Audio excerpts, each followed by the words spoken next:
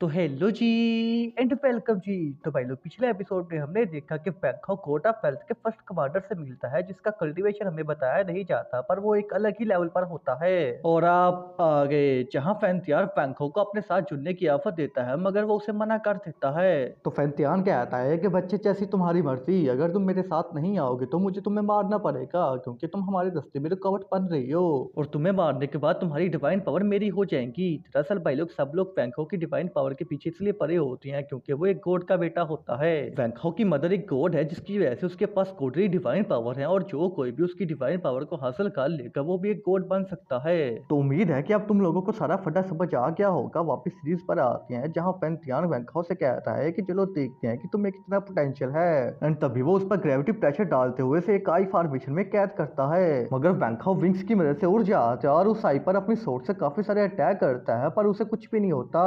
तो फिर वो अपनी डिवाइन पावर का यूज करके एक पावरफुल अटैक करता है जिससे उसकी फॉर्मेशन को काट कर ही रख देता है। तो ये देखकर फैंतियान कहता है कि बहुत अच्छे, तुम्हें तो काफी पोटेंशियल है, अगर तुमने हमसे पंगा ना लिया होता तो तुम काफी आगे जा सकते थे। मगर बैंकहाउस की बकबक बिल्कुल नहीं सुनता, अपनी सोच से सीधा अटैक कर देता है मगर वो वहीं खड़े उसके अटैक को बड़ा इजिली ब्लॉक कर लेता है। जिसके बाद वो अपनी डोमेन क्रिएट करता है और कहता है कि बैंकहाउस तुम इतनी उछल कूद कर ही रही हो तो क्यों ना मैं भी तुम्हें थोड़ी इज्जत दे दूं, वेलकम है तुम्हारा मेरी डोमेन में। डोमेन के बाहर हम जो को देखते हैं जो बैंकॉक की हेल्प करने के लिए उसके पास आने लगती है पर वहां एक बैरियर लगा होता है जिस पर गंडाल कहता है कि जब तक ये डोमेन एक्टिवेट है हम इस बैरियर को क्रॉस नहीं कर सकते। सीन वापस फैंतियान पर आता है जो कहता है कि बैंकॉक इस डोमेन में मैं कोर्ट हूँ, तुम यहाँ मेरा कुछ भी नहीं बिगाड़ सकते। तुम्हें क्या पता है कल्टीवेटर के लिए उसकी डोमेन कितनी ज्यादा इंपॉर्टेंट होती है क्योंकि तुम पे तो है ही नहीं। एंड तभी वो बैंकॉक को जकड़ कर उस पर आइस पावर से अटैक करता है मगर वो डिवाइन पावर से खुद को आजाद करके उस अटैक को खत्म कर देता है। इस पर गोल्डन ड्रैगन कहता है कि मामू तू जल्दी से लाइफ एंड स्क्रॉल का यूज कर। तो वो उसका यूज करने लगता है मगर नहीं कर पाता क्योंकि फैंतियान की डोमेन बहुत ही ज्यादा स्ट्रॉन्ग होती है जिसकी वजह से कोई भी मास्टर स्क्रॉल के अंदर से बाहर नहीं आ पाता।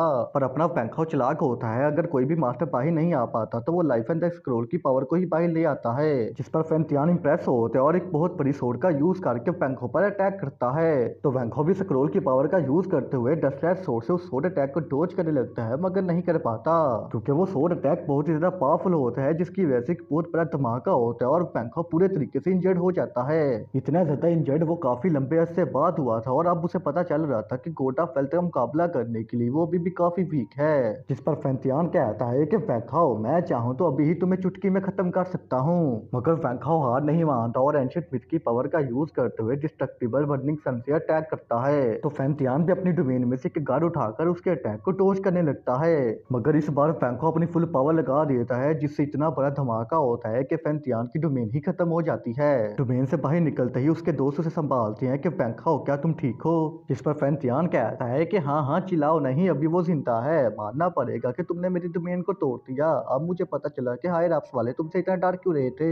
फिर हम गंडाल को देखते हैं जो बैंकॉक को प्रोटेक्ट करते हुए कहता है कि अगर तुम्हें इसकी डिफेंस बेंस चाहिए तो सबसे पहले मुझसे फाइट करनी होगी। मगर फैंतियान कहता है कि मैं कौन सा इसकी डिवाइन पावर के पीछे मार रहा हूँ, मेरा मिशन तो यहाँ पर डीमन गेट को ओपन करना था। डीमन गेट को ओपन करने के लिए उसे डीमन और गॉड का ब्लड चाहिए था। डीमन का ब्लड उसके पास ऑलरेडी था और गॉड का ब्लड उसे बैंकॉक से मिल गया क्योंकि बैंकॉक की मदर एक गॉड है जैसा मैंने पहले बताया था।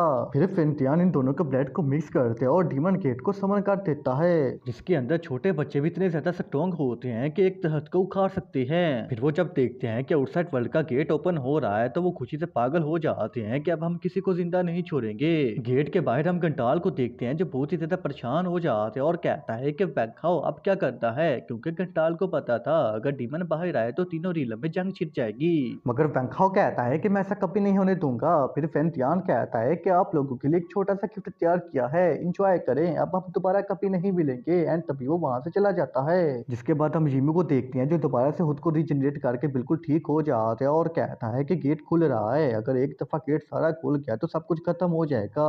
पर बैंकॉक कहता है कि अभी हमारे पास टाइम है, हमें जल्दी इस गेट को बंद करना होगा। एंड तभी वो अपनी पावर का यूज करके उस गेट की फॉर्मेशन को डिस्ट्रॉय करने लग जाता है जिसमें बाकी सभी लोग भी उसकी हेल्प करते हैं और हाफ फॉर्मेशन को तोड़ देते हैं। फर्स्ट सर्कल के टूटते ही एक ब्लास्ट होता है और उसके कुछ टुकड़े सेशन को जाकर लगते हैं जिससे उसकी वहीं पर ही मौत हो जाती है। तो ये देखकर बैंकॉक को बहुत बड़ा सदमा लगता है और वो फुल गुस्से में दोबारा अपनी पावर का यूज करते हुए डीमन गेट को बंद करने लग जाता है जिसमें जीमू भी उसकी हेल्प करता है क्योंकि बाकी सभी लोगों की एनर्जी खत्म हो गई थी। एंड वो दोनों मिलकर बाकी बची फॉर्मेशन को भी तोड़ देते हैं जिससे गेट बंद हो जाता है, मगर अचानक वहां पर एक ब्लैक होल क्रिएट हो जाता है जो सब कुछ अपने अंदर ऑब्जर्व करने लग जाता है। तो ये देखकर जीमू कहता है कि शुक्र है मैं अपने वर्ल्ड वापस जा सकूंगा। एंड तभी वो उस होल के जरिए डीमन वर्ल्ड में चला जाता है, मगर वो ब्लैक होल बैंकॉक को भी अपने अंदर खींचने लगता है और बैंकॉक में इतनी पावर नहीं बची होती कि वो खुद को बचा सके। तो जूशन भागते हुए आता है और बैंकॉक को पकड़ लेता है, जिस पर बैंकॉक कहता है कि मुझे छोड़ दो वरना तुम भी मेरे साथ खींचे चले जाओगे।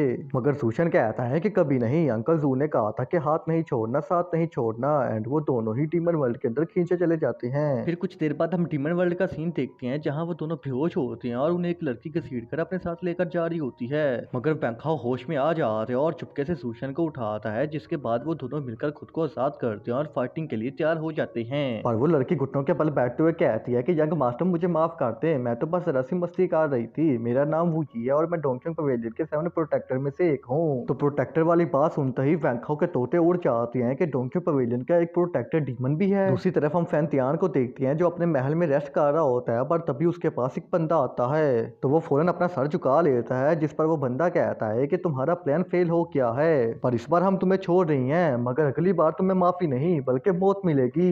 तो फैंतियान कहता है कि दूसरा मौका देने के लिए मैं आपका शुक्रगुजार रहूंगा। एंड तभी वो बंदा वहां से चला जाता है, जिसके बाद फैंतियान कहता है कि इन कीड़ों की इतनी हिम्मत, इन्होंने मेरा प्लान फ्लॉप कर दिया, लगता है कि अब मुझे खुद ही डोंगचो पेविलियन जाना पड़ेगा।